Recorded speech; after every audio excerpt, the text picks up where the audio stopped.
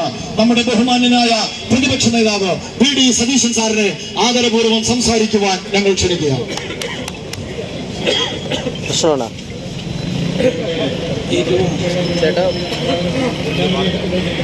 ഏറ്റവും പ്രിയപ്പെട്ട അധ്യക്ഷൻ സതീഷ് നെൽസൺ, പ്രിയപ്പെട്ട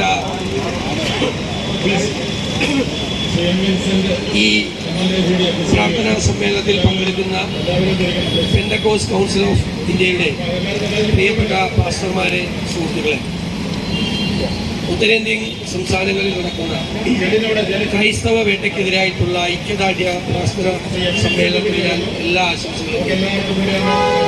നമുക്ക് എല്ലാവർക്കും അറിയാവുന്നതുപോലെ നമ്മുടെ രാജ്യത്തുടനീളം ക്രൈസ്തവർക്കെതിരായ നിരന്തരമായ ആക്രമണങ്ങൾ നടക്കുകയാണ്. ഈ ആക്രമണങ്ങളുടെ ഏറ്റവും അവസാനമാണ് ഒരു തെറ്റും ചെയ്യാത്ത 2 കന്യാസ്ത്രീമാരെ ഏറ്റവും നിർണായകമായ ഛത്തീസ്ഗഡിൽ ജയിലിൽ അടച്ചു. കാരണം അവസാനം കോടതി എന്ന് പറഞ്ഞു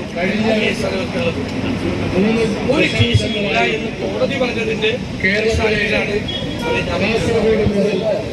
അവർക്ക് ജാമ്യം കൊടുക്കുന്നതിന് സംസ്ഥാന സർക്കാരും പ്രോസിക്യൂഷനും പരാതിക്കാരായ ബജരംഗദളും അവസാന നിമിഷം വരെ കോടതിക്ക് ബോധ്യം വന്നതിനെ തുടർന്നാണ് സഞ്ചാരികളുടെ ഈ സംഭവങ്ങൾ എത്ര നാളായി തുടങ്ങുന്നു. ഉത്തർപ്രദേശിൽ മാത്രം 100-ലധികം പാസ്റ്റർമാർ ജയിലുകളിലാണ്. ഈ ജൂലൈ 29-ാം തീയതി ജാംഷഡ്പൂരിൽ ഗോൾമുറിയിൽ 21 ദിവസത്തെ ഒരു പ്രാർത്ഥനാ യജ്ഞം ഉണ്ടായിരുന്നു.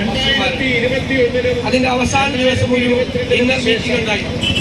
ആ ഡിന്നർ മീറ്റിംഗിലേക്ക് ഈ ജൂലൈ 29 എരിച്ചു കയറി അവിടെ ഉണ്ടായിരുന്ന മുഴുവൻ പാസ്റ്റർമാരെയും തല്ലിയോടിച്ചു. ഈ പ്രവർത്തകർ, നിങ്ങൾക്കറിയാം, ഉത്തർപ്രദേശിൽ തന്നെ 2 വർഷം മുമ്പ് അവിടെ പ്രേക്ഷിത പ്രവർത്തനം നടത്തിയിരുന്ന ജോസ് പാപ്പച്ചനെയും ഭാര്യ ഷീജ പാപ്പച്ചനെയും ക്രൂരമായി മർദ്ദിച്ചു. എന്നിട്ട് പോലീസ് അവർക്കെതിരെ കേസ്, എന്നിട്ട് അവരെ 5 വർഷം മതപരിവർത്തനം നേരിട്ടു. ഇവിടെ വീണ്ടും നമ്മുടെ ഗാസിയാബാദിൽ വിനോദ് കുഞ്ഞുമോൻ ജയിലിലാണ്. വിനോദ് കുഞ്ഞുമോൻ ജയിലിലാണ്. ഛത്തീസ്ഗഡിൽ ജോസ് തോമസും ഭാര്യയും അവരെ ക്രൂരമായി ആക്രമിച്ചു. ഭാര്യയുടെ തല പൊട്ടിച്ചു. നിങ്ങൾക്കറിയാം, ഫാദർ സ്റ്റാൻസ്വാമി, മധ്യവയോധികൻ, ആദിവാസികളുടെ പ്രവർത്തിച്ച ആളാണ്. എന്താ ചെയ്ത അദ്ദേഹത്തോട്? പാർക്കിൻസൺ രോഗം ബാധിച്ച് 2 കൈകൾ ചേർത്ത് ഒരു ഗ്ലാസ് വെള്ളം കുടിക്കാൻ പറ്റാത്ത മധ്യവയോധികൻ. ഒരു സ്ട്രോ ചോദിച്ചിട്ട് കൊടുത്തില്ല വെള്ളം കുടിക്കാൻ.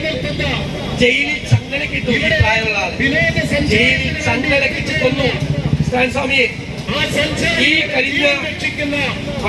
കഴിഞ്ഞതിന്റെ 3 വർഷം 734 അക്രമങ്ങൾ ക്രൈസ്തവർക്ക് നേരെ ഇന്ത്യയിലാണ്. ഇപ്പൊ 834.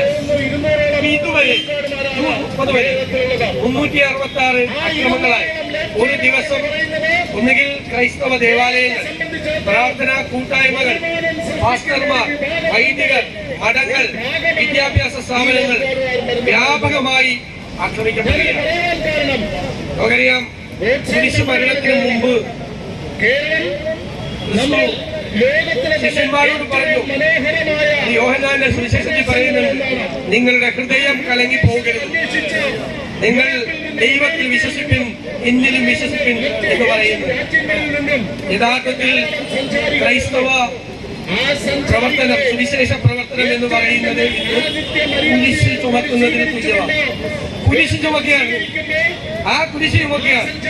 ഒരു മതപരിവർത്തനവും ഇന്ത്യയിൽ നടക്കുന്നില്ല. അങ്ങനെയാണെങ്കിൽ ക്രൈസ്തവരുടെ ജനസംഖ്യ കൂടുതലോ കുറയാണ്?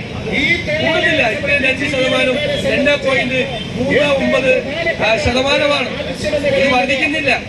വ്യാപകമായി ക്രൈസ്തവരെ കേന്ദ്രീകരിച്ച്, അവരുടെ വിദ്യാഭ്യാസ സ്ഥാപനങ്ങൾ കേന്ദ്രീകരിച്ച് എല്ലാം തകർക്കുന്നതിനുള്ള ശ്രമമാണ്. സുവിശേഷ പ്രവർത്തനം നടത്താൻ സമ്മതിക്കുന്നില്ല, കാരുണ്യ പ്രവർത്തനം നടത്താൻ സംഭവിക്കുന്നില്ല, ചാരിറ്റി ഒന്നും സംഭവിക്കുന്നില്ല. എല്ലായിടത്തും ആൾക്കൂട്ടം കൂടി ആക്രമിക്കുക. ഈ കന്യാസ്ത്രീ അമ്മമാരുടെ കാര്യത്തിലും അത് തന്നെയാണ് നടന്നത്. റെയിൽവേ സ്റ്റേഷനിൽ ബജരംഗ പ്രവർത്തകർ വന്നിട്ടാണ് അവരെ പരിശോധിച്ചതിപ്പോ ആ പെൺകുട്ടികളുടെ മാതാപിതാക്കൾ പറഞ്ഞു അവരൊരു മതപരിവർത്തനവും നടത്തിയിട്ടില്ല കന്യാസ്ത്രീമാർ. എന്നിട്ട് അവരെ ക്രൂരമായി മർദ്ദിക്കുകയും വീട്ടുകാരെ ഭീഷണിപ്പെടുത്തുകയും ചെയ്യുകയാണ്.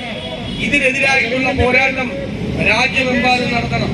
നിങ്ങൾ നടത്തുന്ന ഈ പ്രവർത്തനത്തെ ഞാൻ പ്രത്യേകമായി അഭിനന്ദിക്കുകയാണ്. ഒരു കാരണവശാലും നമുക്ക് ഭയപ്പെടേണ്ട ആവശ്യമില്ല.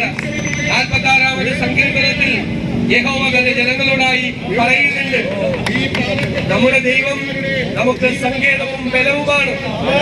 നമ്മുടെ കഷ്ടങ്ങളിൽ അവൻ എപ്പോഴും നമുക്ക് തുണയായിരിക്കുന്നു. ഭൂമി മാറിപ്പോയാലും പർവ്വതങ്ങൾ കുലുങ്ങി സമുദ്രമധ്യേ വീണാലും അതിൽ വെള്ളം ഇരച്ചു കലങ്ങിയാലും അതിന്റെ കോപത്താൽ പർവ്വതം കുലുങ്ങി വീണാലും നമ്മൾ ഭയപ്പെടേണ്ടതില്ല. ഇതിനെതിരായിട്ടുള്ള ഈ പോരാട്ടം നിങ്ങൾ തുടരുക തന്നെ വേണം. നിങ്ങളോടൊപ്പം ഞങ്ങൾ എല്ലാവരും ഉണ്ട് എന്ന് വിനയപൂർവ്വം പറഞ്ഞുകൊണ്ട് ഞാൻ എല്ലാ അഭിവാദ്യങ്ങളും അറിയിക്കുന്നു. Thank you sir. നമ്മുടെ